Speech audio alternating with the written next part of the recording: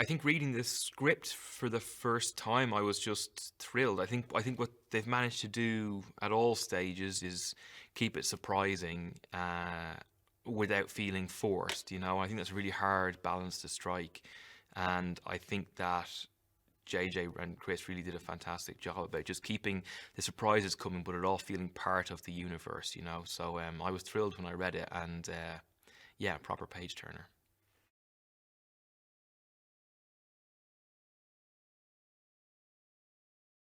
I think as soon as you meet the First Order in this one, it's very clear that Hux is not vying with Kylo Ren for supremacy anymore. So the dynamic has changed utterly, because before they could both run to Dad, they could both run to Snoke and say he's misbehaved, and that's gone now. Kylo Ren is in charge, so he still makes fun of Hux, and Hux is still at the end of some pretty stinging kind of jabs and stuff. But I think Kylo Ren is just not concerned with him anymore. He's kept him there because it's easier than losing him. But I think he's suffering silently, I think.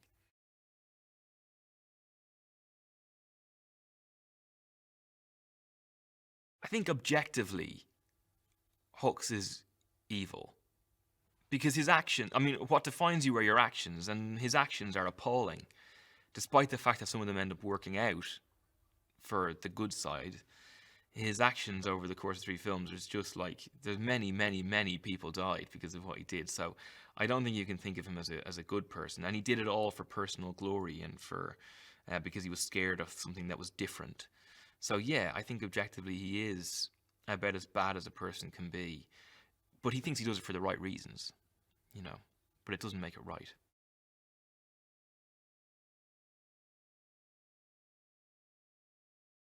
He is a Star Wars fan. His knowledge is so huge. And then because he made episode 7, his knowledge of that is so huge. The linking of it all together, I think, is amazing. And with Chris, who is like nerd, like I saw him with 10 versions of, what was the book? It was some canonized universe, something or other that I'd never seen before, and he had 10 versions of it. So his knowledge of that side is so huge. The combination, I think, is great. So Chris has these ideas, and then JJ sort of gets, I feel like JJ gets it to the thing of us all understanding it, because obviously JJ created it, so his dialogue really is what I understand. So I think it's a very worthy ending. I hope obviously other people do, but the feeling on set is one of joy, and I think everybody here feels really good about what we're doing, and I think that will go onto the screen.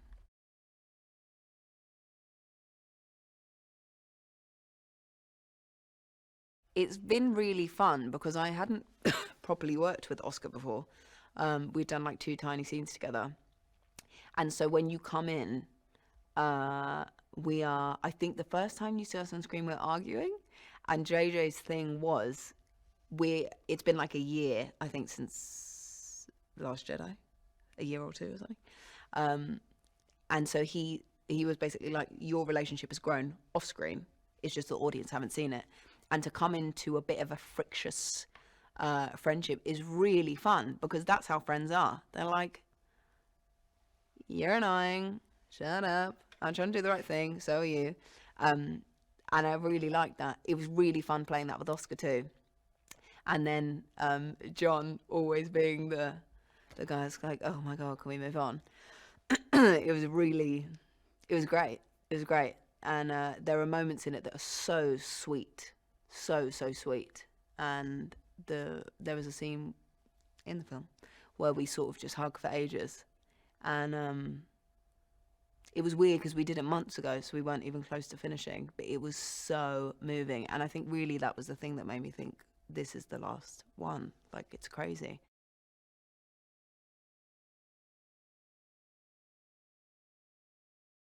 It was so sweet because I felt a real, his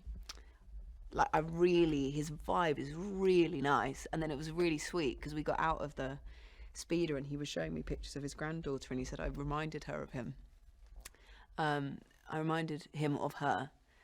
And I was like, oh, that's nice, because I sort of felt very like moved being with him. And then I thought, oh, maybe, I guess this is why, because there was some sort of connection.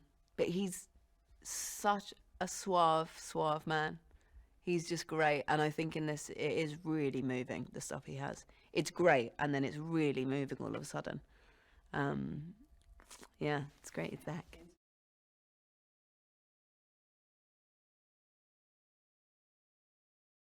In terms of the acting stuff, I always knew that I would have a great time working with him, but the fight was a bit scary. But then once we got into it, it was pretty cool, because I think we'd done a couple things together.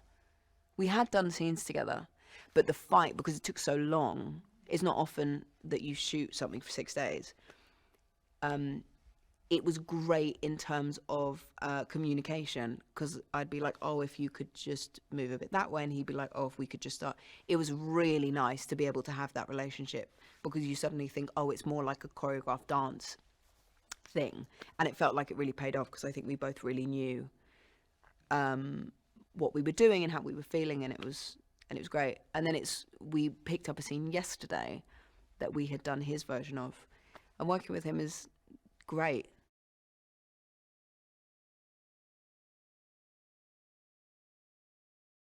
I think it will be really moving.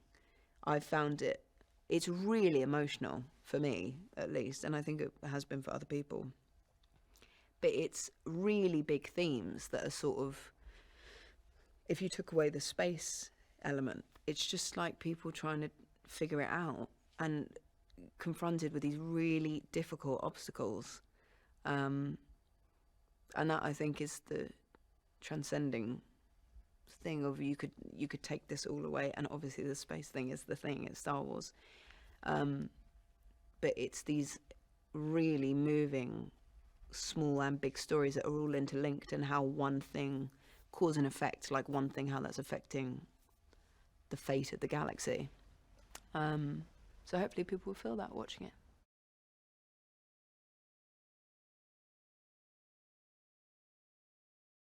When you're an actor, you're always looking forward to doing some interesting things, and it was presented to me, and it wasn't a question of it being a leap of faith. I mean, I felt very fortunate. I felt very lucky. Listen, it's all an adventure. And that's the beauty of it.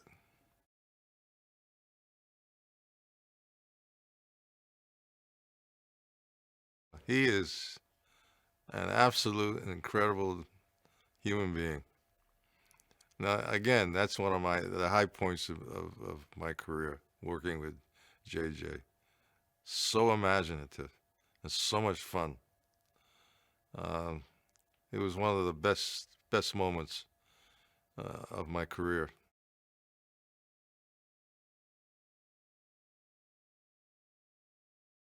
I enjoy working with Daisy. I mean, she's a wonderful, extraordinary performer. In fact, I told her that I would love to see her play Joan of Arc. I think she would be fantastic. She's a lot of depth. There's a lot of presence. She's a very strong presence.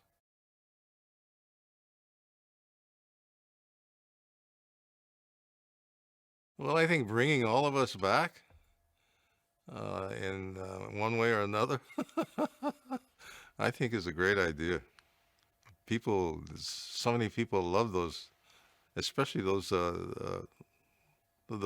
particular characters, me included. So I think this is going to be very big for a lot of people, for a lot of the fans. So I think they're looking forward to this. Is going to be huge. It's a great idea to somehow continue the whole relationship between these people.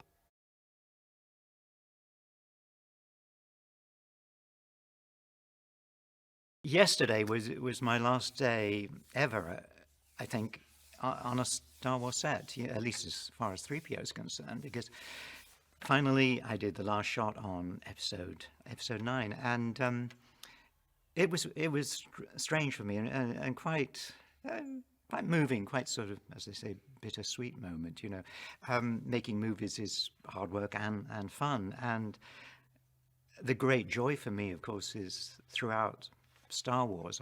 I've been C-3PO all through the episodes, 1 to 9 now, and to finally hit the end was quite something. To have actually managed to survive this long, in every sense of the word, was it was a telling moment. I've been in Star Wars since day one, out in Tunisia in 1976, and that memory stays with me very strongly.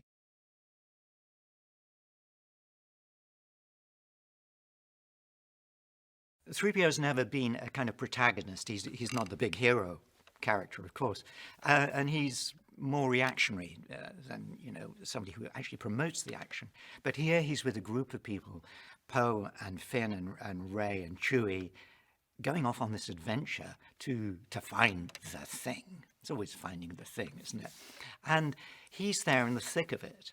And above just being part of a delightful team, JJ and Chris wrote kind of sequences where other things built up. So 3PO's always had some kind of antagonism between him and another character. You know, it used to be Han Solo was always really, really very rude to 3PO, very dismissive.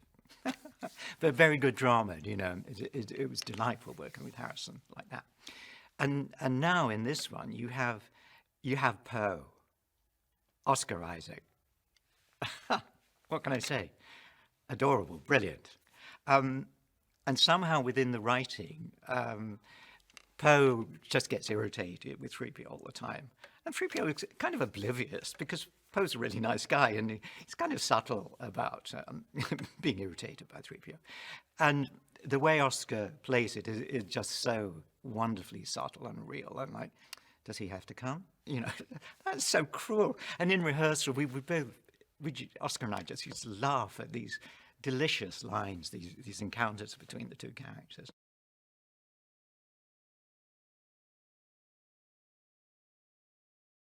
When we first arrived in the desert, out in Jordan, about 45 minutes drive from Aqaba,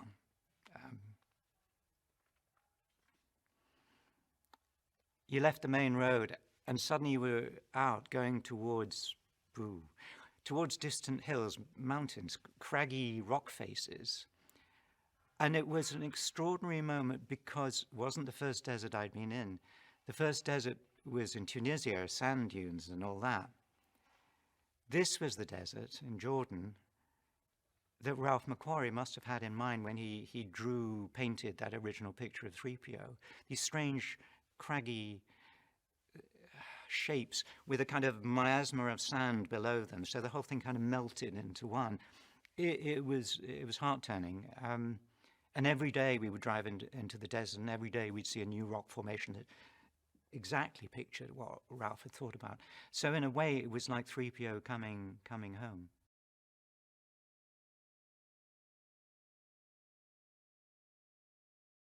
The thing that JJ said to me when we first met, first meeting the first time, was that I imagine a journey of a character where it's almost the opposite, just isolating the original trilogy. That the journey of someone who, the opposite of Vader, where Vader starts the most confident, the most experienced, and over the course of 3 films is chipped away till he's his most vulnerable. And he had the idea of starting someone at that place and doing almost the exact opposite. At the start of the 3rd movie, I didn't know at that point how the 3rd movie ended, but someone who almost starts the most vulnerable and the most susceptible and kind of gradually becomes more and more hardened with experience he's had, gets deeper and deeper into the dark side.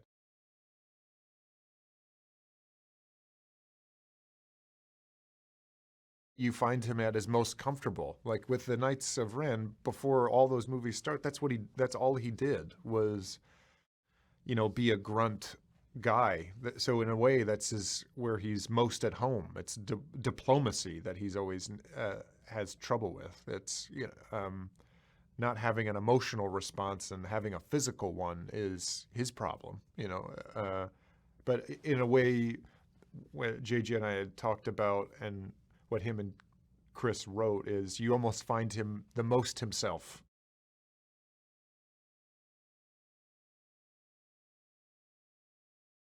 Working with Ian, I was really excited by, and but you get on set and you can't help but have him, get hit with, reliving these movies live, which is a pretty rare thing to have happen. You actually you get to act with, almost a memory, which was really exciting.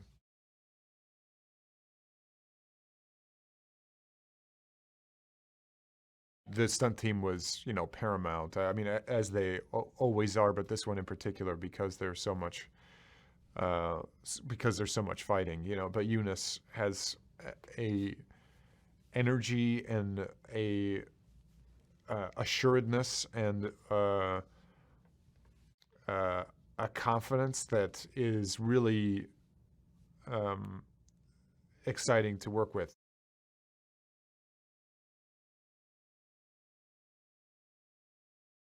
There's lots of reasons why those movies have such longevity or touch so many different people from different cultures. Is its specificity with a story, but at the same time is so relatable. Being able to tell a very specific world, but make it applicable to such a large culture, and not sacrificing character for spectacle, even though spectacle is a huge part of that world.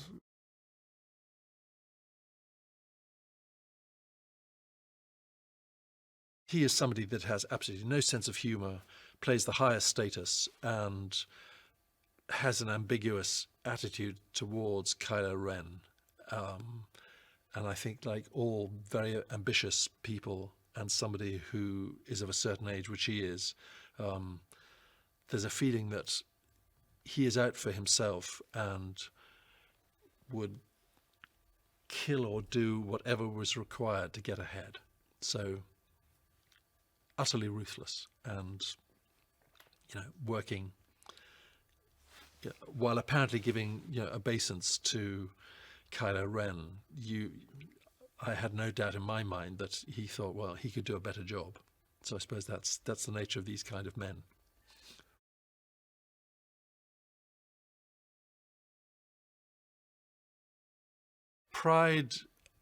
General Pride regards Hux as a lower form of amoeba, really, just barely worth bothering with. So I think the sooner he can supersede him, the better. So, because Donald's such a good guy, it was extremely enjoyable to pull status on him, especially as he'd been in the films before I ever had. So I was like, new bug on the first day at school, and he was, yeah, we've done all this. And I said, the dialogue, how do you learn this dialogue? With some of it's like techno speak, and he said, oh, don't worry about that.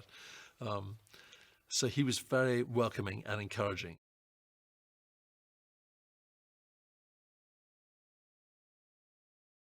When you are facing somebody who is wearing a mask on top of that head, it is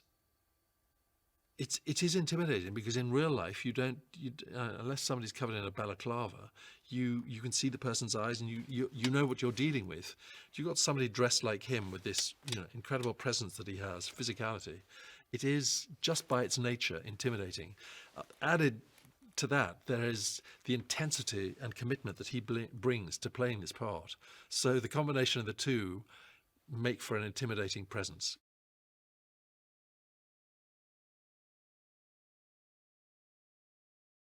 This episode 9, what JJ and Chris have done it's a monumental task. They've had to really find a way to encompass the entire Skywalker saga that's lasted 40 plus years, and to find a way to meaningfully make it all feel both surprising and also inevitable. And I think that's exactly what they've done. I think once you get to the end, I know when I first read the script and I got to the end, I was so overcome with emotion because it had a finality to it, which it's just hard to imagine that Star Wars could ever have that, because I think one of the most amazing things about the Star Wars universe, and really what George Lucas did from the very get-go, is he made it feel like there was always so much story happening outside of the one you were watching. Every prop, every character felt like it had its own long history, and we were just getting to see a glimpse. By starting with Episode 4 originally, already you're starting in media res, you're starting in the middle of the story, and so people could just pour their imagination into, well, what was happening before? Who is this person? Where did this person come from? And I think the mystery of that is also what created such a phenomenon. And so to take all of that and to capture that spirit and bring it to a conclusion has been such an amazing task, and I think they've done an incredible job.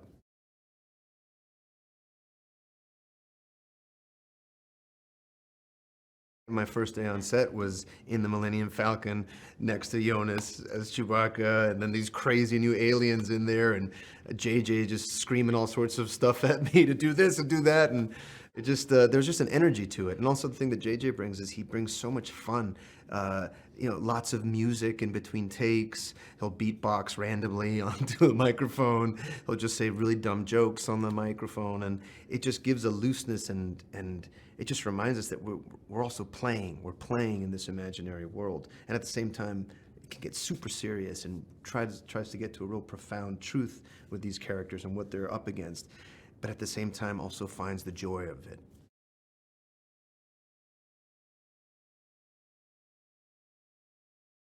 What's been great about Daisy's Ray has been seeing the growth throughout these three films.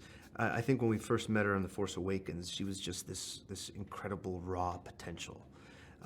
Already had so much power within her, but she just had no way of harnessing it, had to discover that she even had that, and to witness that awakening. And then seeing that really challenged in the second film, and not understanding who she was, and really desperately searching for these questions.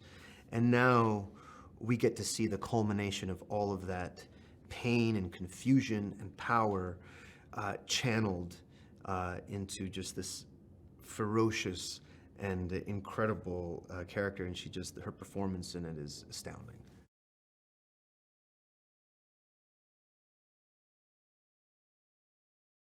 I think the other thing with John is, and the exciting thing about Episode 9 is that this was a real chance for us to really work together. Thankfully, JJ and Chris Terrio were like, all right, we've kept them far apart enough. Let's put these guys together. And so we really get a chance to interact and to have fun, and then also to get into fights together. The tension really escalates between us the way that it does with people that are so close. And I think through that, my friendship with him just, got deeper and deeper, and I think you really see that come across in the movie.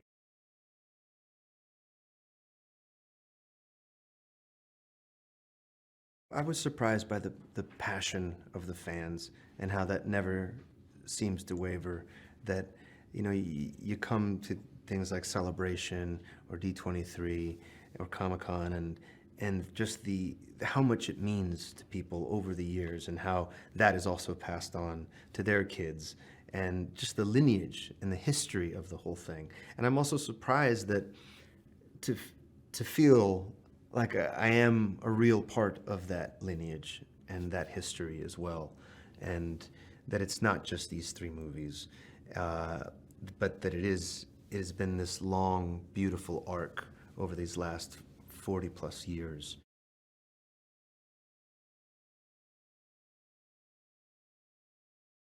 I've been working with Eunice and her team with the different ways that Jannah moves around, from like dismounting off of her oarback, or climbing, and how she fights, how she shoots her bow and arrow. So it's like a constant like language that we're trying to build up with her, so that she really comes across as a trained fighter, and someone who is really adapted to working with the tools that she uses to fight and survive. And it's been incredible.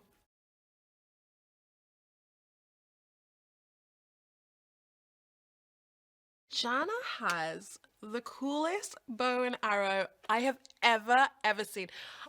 It's two-handed, so she can swing it from one side to another. She's like made arrows out of like old piping and stuff like that. Like everything she has is like really like made from her environment and what she can make the best out of. She's so resourceful. Like even her shoes are old stormtrooper boots that she's like cut down to size to like make into something that she can travel better in. So the bow and arrow, it's like both deadly and awesome looking. It's really cool. I love it.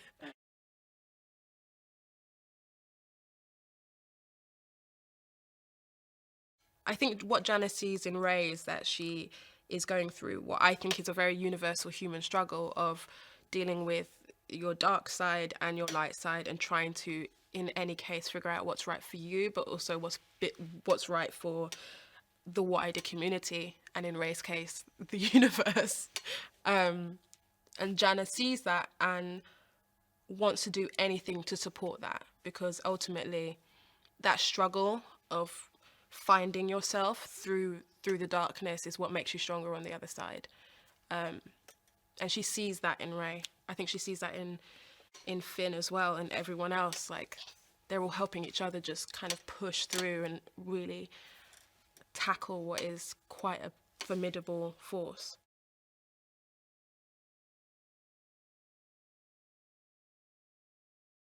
I always thought it was so smart of George to include a character that was so accessible to young people. You know, they might be inhibited by royalty, you know, they like the princess, but they can't relate. They like Han Solo, but he's a gambler and a scoundrel and a rogue and all those things. And there's a wizard that, again, is magical, and scary characters like Darth Vader. But of all the characters, Luke was a simple farm boy. And the young people could relate to that. Like, oh, I could do that, or I would feel comfortable being around him. So I thought that was a really smart move. And I hope that if there's any lasting legacy of the character, is the idea that you can accomplish anything you want if you believe in yourself and are selfless and willing to do what's right for the greater good. You know, he was a symbol of optimism, and I think that's probably the most satisfying aspect of the character.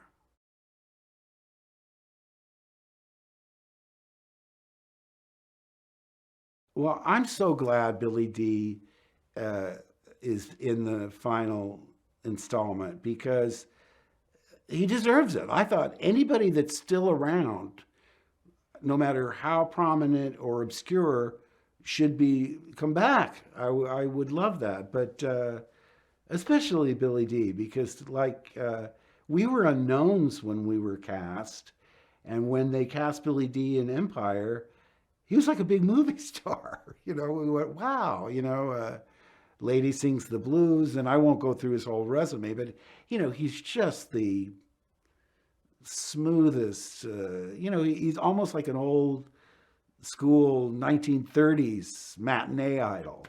And he's just a really wonderful guy and fun to be around. And, you know, he saved my life in Empire, so I owe him that.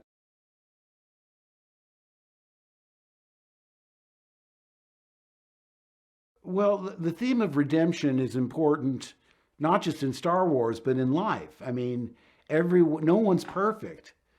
Jedis make mistakes, you know. I think that the Jedis aren't gods. They're people that are devoted to a higher power and doing what's right and what's good. but I think it's comforting for people to the idea that despite having done wrong, either intentionally or unintentionally, they're able to right those wrongs and be forgiven. You know, action speaks louder than words, and everybody deserves a second chance.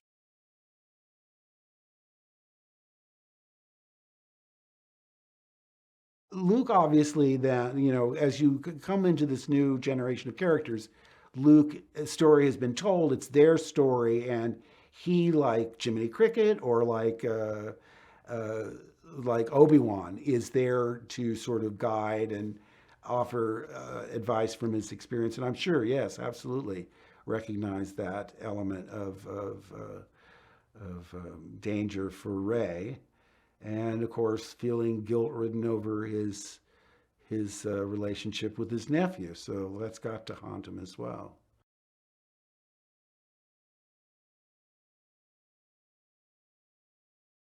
With Daisy, John, and Oscar, you know, they've been together in this crew, this tribe, for years now, and they have a really sweet, fun, rowdy chemistry together, and it's nice to be around. They're, you know, they're rowdy and they're singing songs and they're telling jokes and being physical with each other. It's good. You know, they, in a way, have grown up together through this experience, this adventure.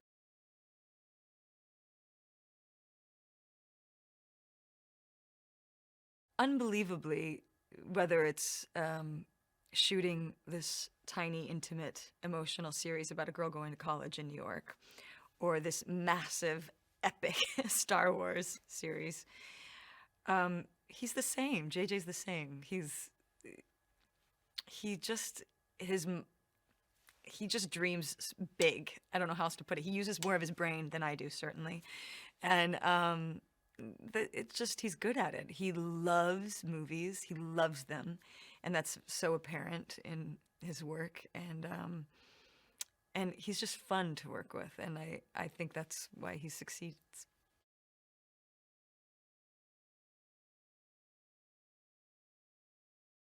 My scenes, I got to really work with a lot of the real actors, which was so helpful. And amazingly, Star Wars has these big, beautiful sets. You're not imagining that much of it because they've built these insanely massive, incredible sets. So you're actually in them, and you do feel like you're in Star Wars. You're like, I am in the galaxy right now.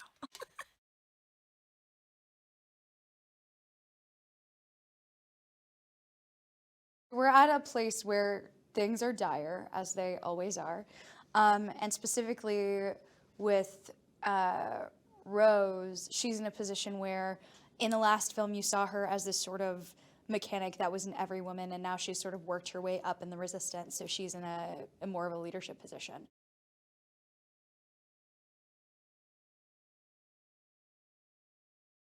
It was incredible. I mean, there were so many times walking on set, I would just think to myself how many months it took for people to build this as well as design it.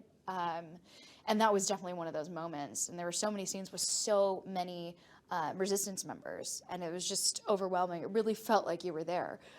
So it was really, really cool.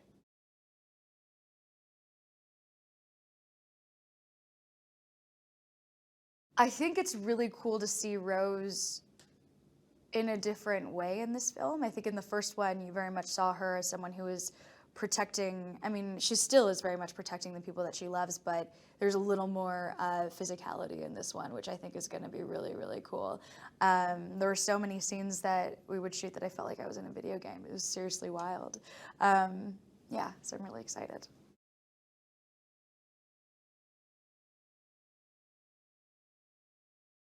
Well, I think to me, Chew is always resembled this epitome of loyalty and friendship, and coming with flaws, as of course, but he's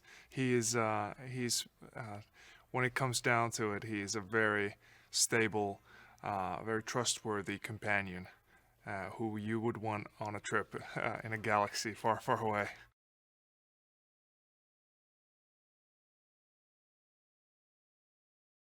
that was one of the coolest things I've ever done, because it just to get to be in a same speeder with Daisy, who is just I see her as a Jedi nowadays. I mean, she so lives the character when we're filming that I just I have so much respect for her work, and I think we've become good friends during these films, and just that experience for both of us were very, very easy to endure because we had so much fun.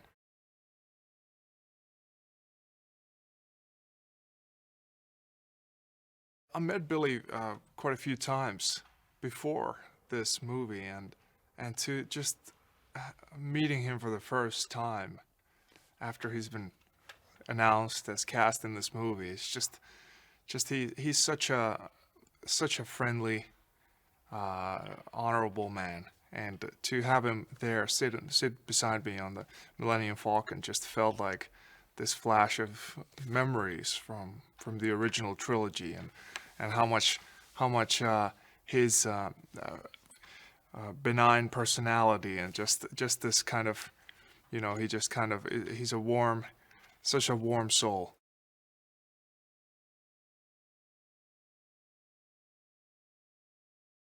He is a marvelous man and a spirited director, and we can be grateful to him for so many things, not the least of which is finding Daisy Ridley. Quite seriously, the cast for number 7 has been and is fabulous. The people that he's brought to it, and the spirit of renewal that he brought to the Star Wars saga.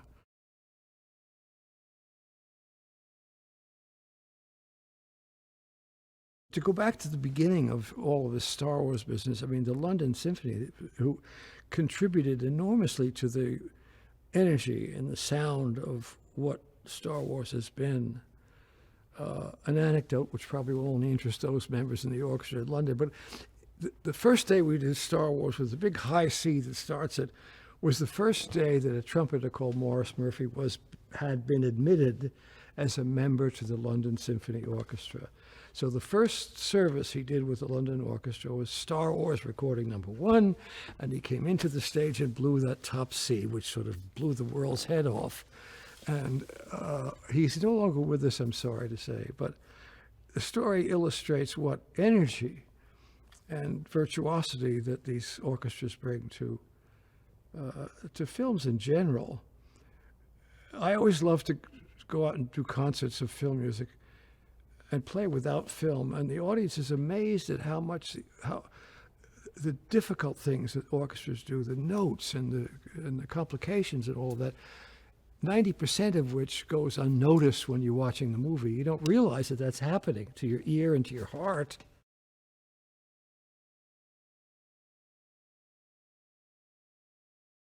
With Ray's theme, I can treat it in the orchestra so that it's in a more grown-up way, which we tried to do.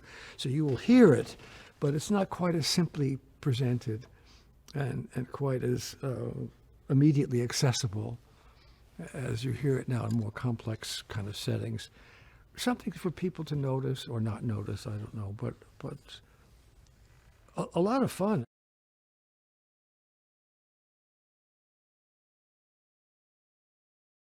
Well, the legacy characters are fun, of course. I didn't expect to see Lando again. And I love seeing him in this film. And every time we see him, I think, correct me, I think the orchestra does something joyful. There's something in his face that you want to see. And Billy Williams he made a picture with Diane Ross some years ago about Billie Holiday where he was very young and very gorgeous. And he still is, he's still a dream. He talks about giving his love to Leia in the film, and it's delicious.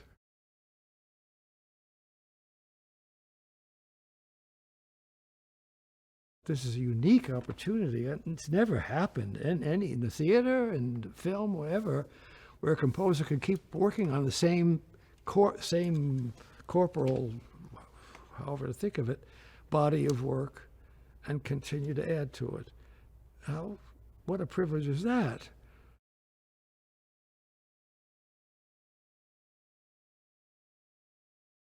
With this one, it wraps it up in a nice red bow tie, and then you look back at the first film, The Force Awakens, you realise that everything has led to this moment.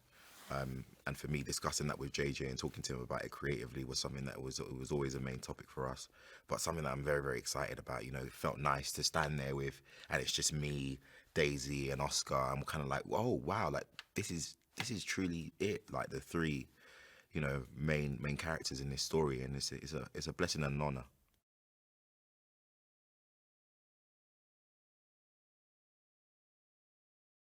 I definitely wanted Finn to eventually find his place, to have a team that he's fighting for, that he's rooting for. I wanted Finn to show blatant strength and not to have his strength always questioned when he's stood opposite any other character, which is something that JJ pushed as well. And for just to show him in a light that shows growth and more of an understanding of his world, of the people in it, of his past, emotionally at a better place than he was during The Force Awakens. And that's, I think, JJ's, you know, just reading the scripts, he's just ticking boxes, hitting the nail on the head with these scenes, being able to do that and be able to explore more about Finn.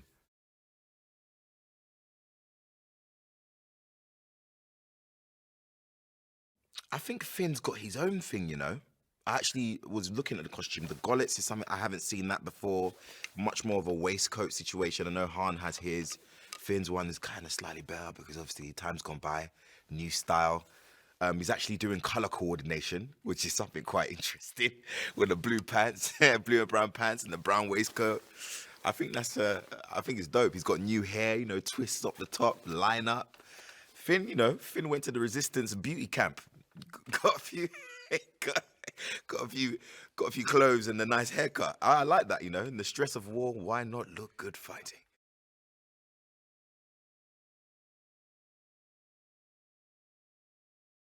Billy D, that was cool. That was cool. Everybody knew when Billy D was coming to the set for the first time. I think I even dressed up a specific way just so that if he so happened to want a picture, I'd look slightly in color coordination with his style. You know, the round collared shirts. He's the suavest man out here, and it was great working with him. It's good to see Lando back. Another connection to the past that is very much needed.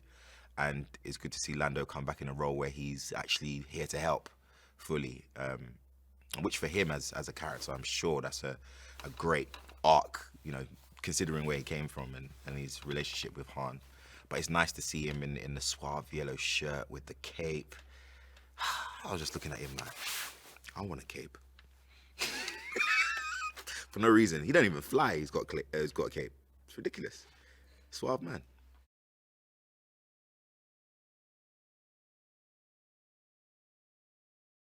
It's inspirational. It's nice. It's nice to see that people love a character that you've helped create, and it's nice to see people being given a chance to express themselves.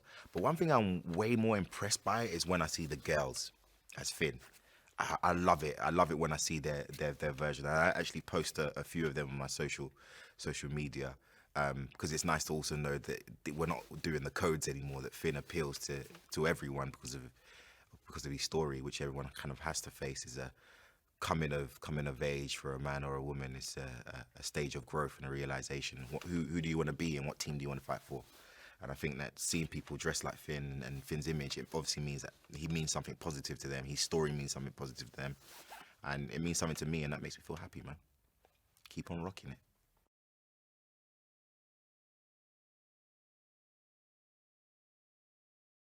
Watching Daisy with Adam, I mean, she's got such an incredible ability to play strength and vulnerability at the same time. All the things that are sort of, frankly, less interesting to talk about than to watch. But she's just got this incredible range where it's like she's tough, she's terrified, she's got a kind of irony, but she's really earnest. I mean, it's this crazy dichotomy that's just resonant and alive, and it takes an incredibly skilled and open, actor to do these things. And certainly Daisy and Adam both bring this electricity to it that, makes it frankly thrilling to work with them and be on set.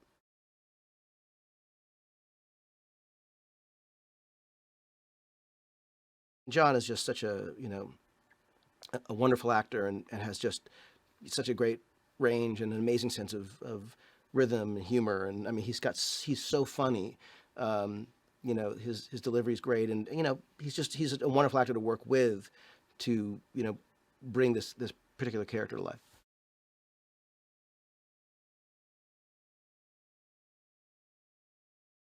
Their dynamic in life kind of mirrors their dynamic as these characters. I mean, you can't find two people who have more of a sort of wonderful love and respect for each other than Daisy and John. Oscar and John are literally hysterical together.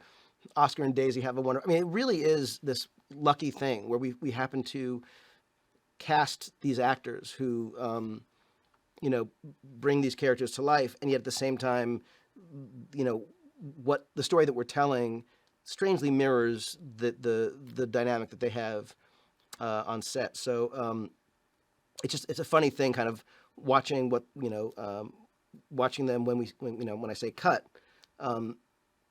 they're sort of still just doing their thing because that's naturally who they are. It's kind of wonderful.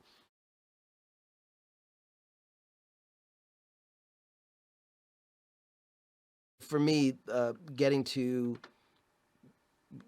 watch him conduct, hearing the music that he's written, being part of at all, his remarkable body of work was just an opportunity I could not possibly say no to. And I think when you hear the new cues that he has written for the movie, some of them are just so moving and beautiful. Some are just wonderful and they're kind of evil and sort of bombast. Some are just crazy, powerful in their energy and tension. And he's just like no other composer. So I can't obviously say enough about the man or his work. And, it goes without saying, he's taken everything that we've done and elevated it to be so much more and so much better. But I'm just in awe of the guy.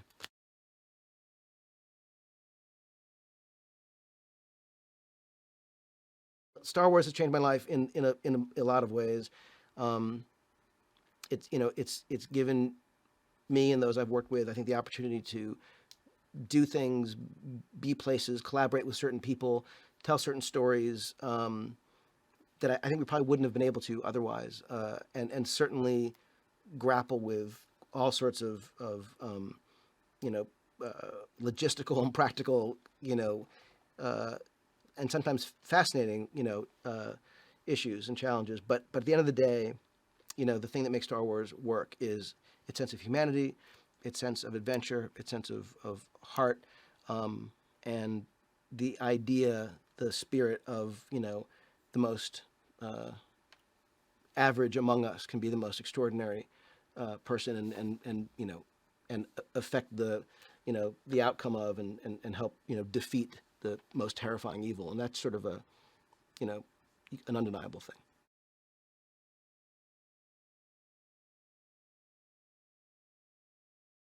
It's very unexpected. It's a total surprise when about a year ago, it was that long, I had an email from JJ saying, is there a good time to call you? And where should I call you?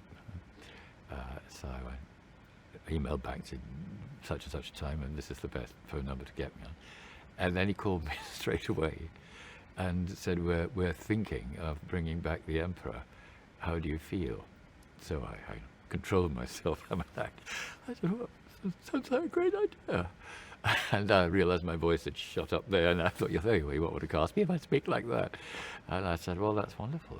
And he said, well, we're thinking about bringing him back because it would be just great to round off those 9 episodes, sort of the way we began in terms of the dark side. So that's when it started. And I'm in the middle of filming now, and I still can't believe it.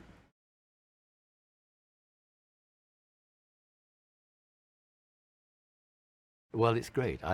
Most of my time is spent acting with Adam and with Daisy, both of whom are tremendous. I really like them as people and terrific as actors. And of course, I've been watching their work over the years, not just in the Star Wars saga. So, like everybody else, suddenly you meet these people who you've only really seen in large form on screen, and to find out they've got senses of humour and have great talent, I really didn't doubt that. In the flesh is great.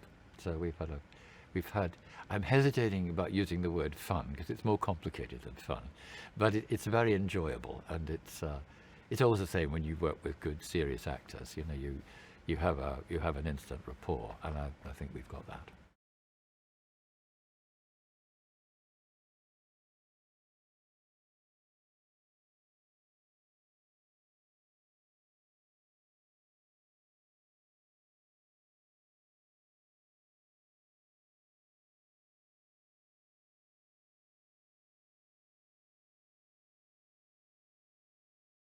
No one moves, no one talks, and takes. Right, so we don't... Ready? What are we doing? Yeah, so we don't see it till... Yeah. First positions, please.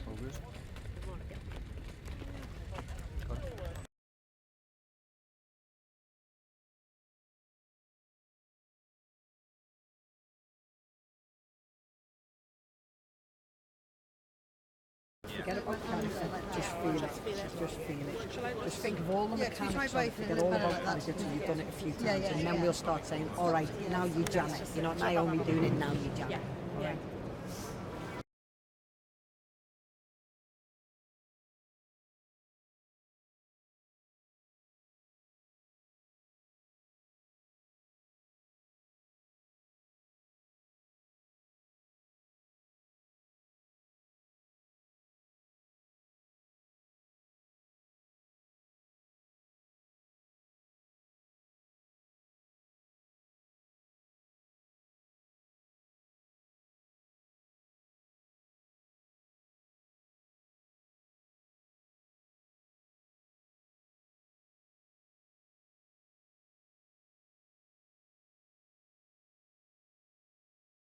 The report is at all. Oh, that one. I wonder if that could be, you're like, you know, troops, ties, transports. I read the report. Yeah, you just like shut them up. And then you take a beat, and you could say, no, there's no, you know what I'm saying? Sure. Thank you. Okay. Yeah.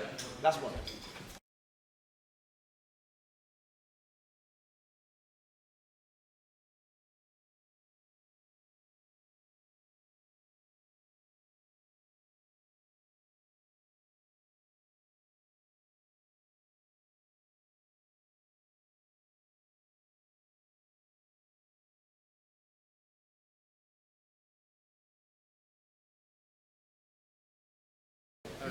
We'll type CG at the same time as probably one of them. And then we'll get on the top part and we'll do the kind of transfer over. Oh, yeah. What is that like? The transfer from I the saw one a bit rough to the video, other. but I can't remember what it's called. I jump, I literally am like this, the shots land on the other bit. Slash. There. You look over your shoulder. I look over here. And wasn't it there?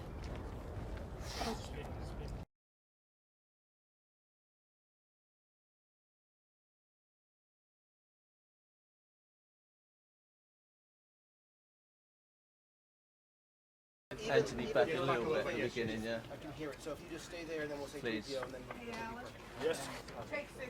Copy that. We're having a fun moment. You need to no. You're funny emoting and I'm referring to this as like you thought it. We got it. One last one after Rose. Clear the set. Hey, Daze. Daze, will you come forward just a hair, please? Oh, better. Thank you. Hello, Mimi. Yeah.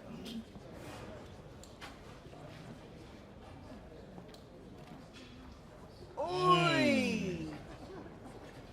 Oh. Ready. Thank you, Frosty. Go. Ready? Here we go. Let's do this. Standard speed. 54 Baker, take 2, A marker. B mark.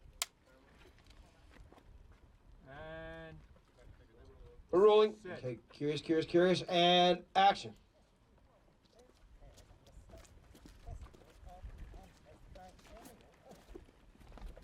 Well, that's lucky.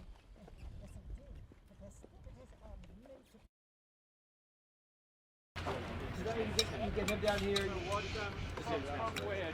one right here. Yeah. So it would just be, he goes down.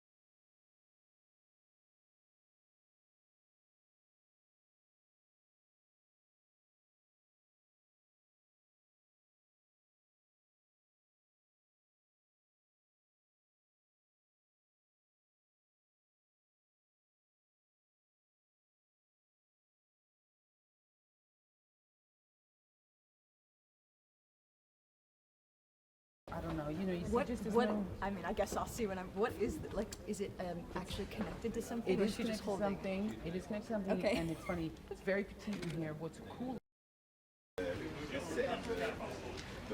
Another hassle coming at you. Here we go. Yeah, no.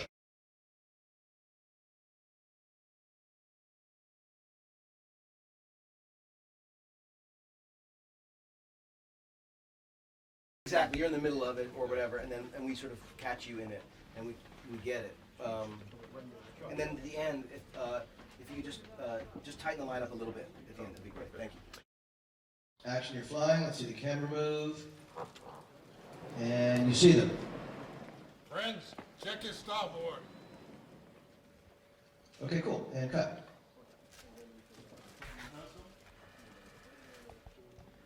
That was a good rehearsal.